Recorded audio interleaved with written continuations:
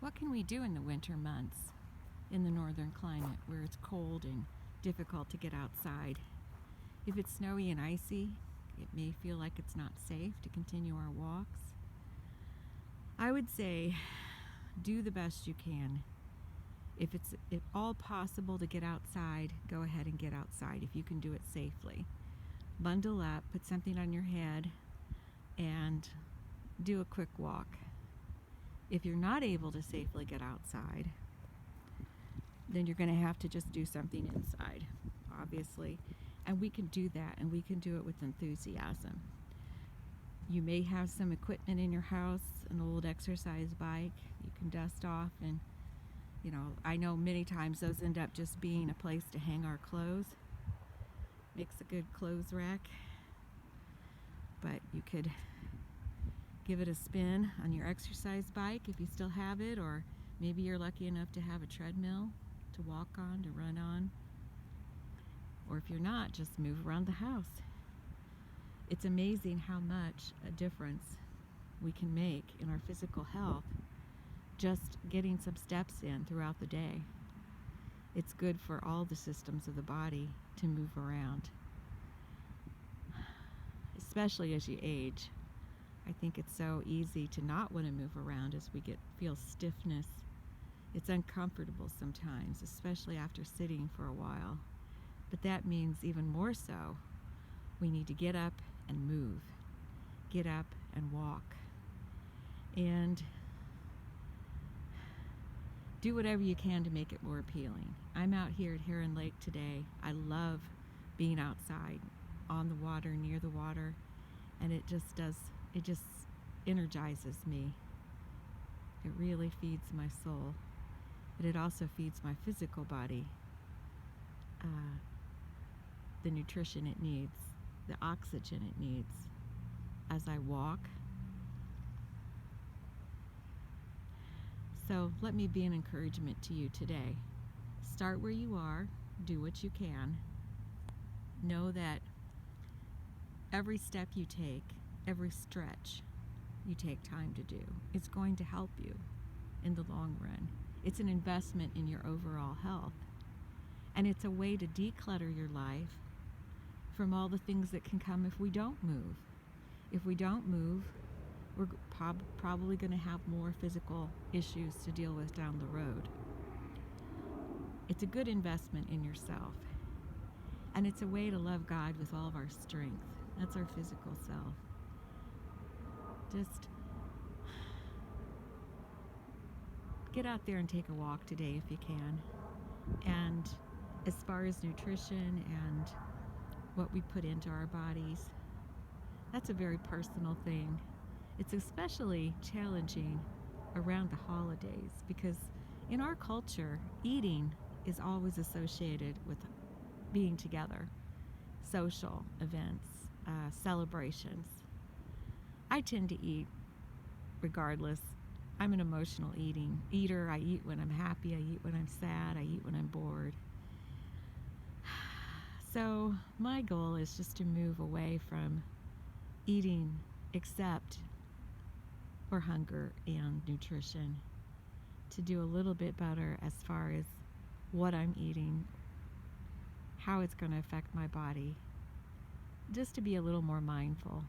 The first step in changing something is to notice. If we don't observe our own behavior and we don't notice what we're doing, we may have a completely different perception than what reality truly is in our lives. We might think that we're eating pretty well. We might think that we're getting exercise. It's time to get a little more conscientious about what we're doing.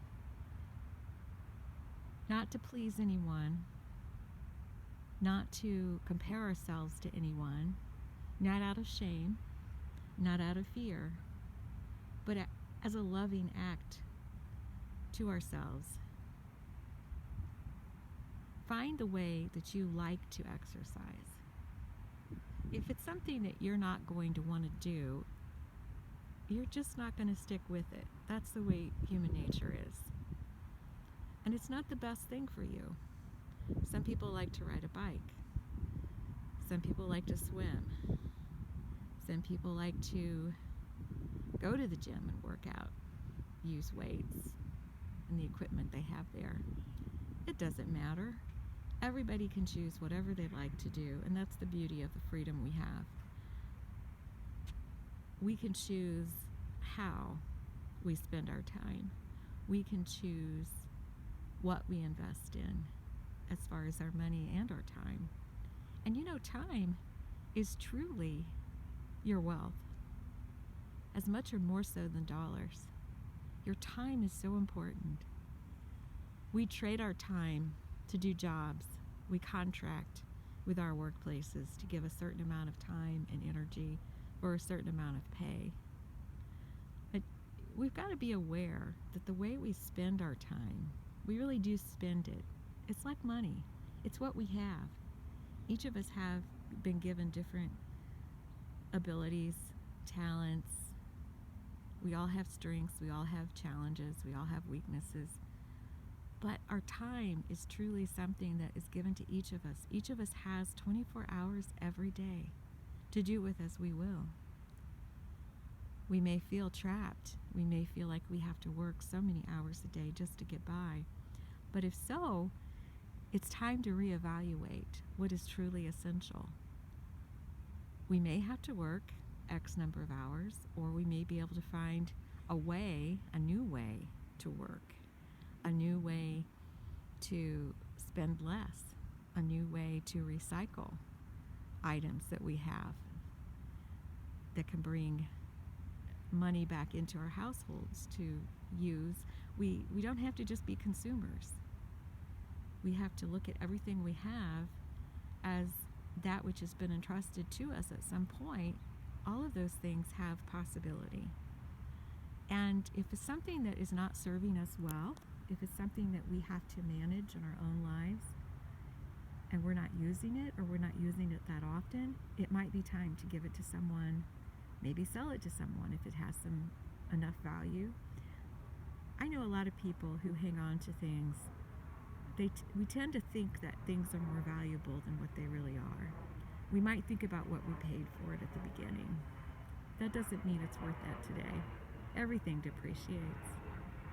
And if it's not worth maybe 25, 30, 40, 50 bucks to take the time to sell it in a garage sale or a Facebook marketplace or something like that, it may not even be worth the effort.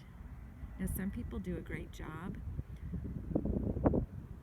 selling small items at garage sales.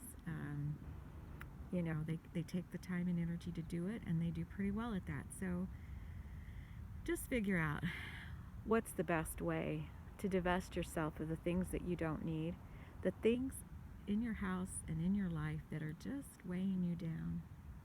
What about if we got rid of 15% of our inventory in our households? If we got rid of 15 or 20% of what we currently have to manage, and we use that time and that emotional energy to start moving more, to start walking every day, what a difference we could see in our overall health, in our physical health, in our emotional health, our mental health. Our attitude will change. Just give it a try. I'm going to give it a try this year. I'm going to try to reduce inventory in my households, and I'm going to use the time that I save not managing all those things. I'm going to use that time and invest it in physical activity, in mental activity, in emotional activity, for my good and for the good of others. I'm going to try to convert that time and energy into something better, more worthwhile, and more sustainable. I hope I've encouraged you to start your physical journey of the next year. At 12 o'clock tonight, we'll be going into 2022, a brand new year. It's been a hard couple of years with the virus and all the restrictions that we've run into because of it. But this is a chance in our minds to start fresh. We're starting a new year. Let's rethink. We may not want to do the typical New Year's resolutions, but if you do, that's fine too. But let's just rethink how we are investing in our lives in all the areas: physical, mental, emotional, and spiritual. Let's look at those things. Even taking 5 or 10 minutes a day to think about these things, prioritize, can make a world of difference going forward. Just give it a try and see what you think. I'd love to hear your comments. Let's start on this journey together and let's walk it out. Okay, I'll see you in the next video. Remember, God loves you fiercely and passionately. I love you too. Bye-bye.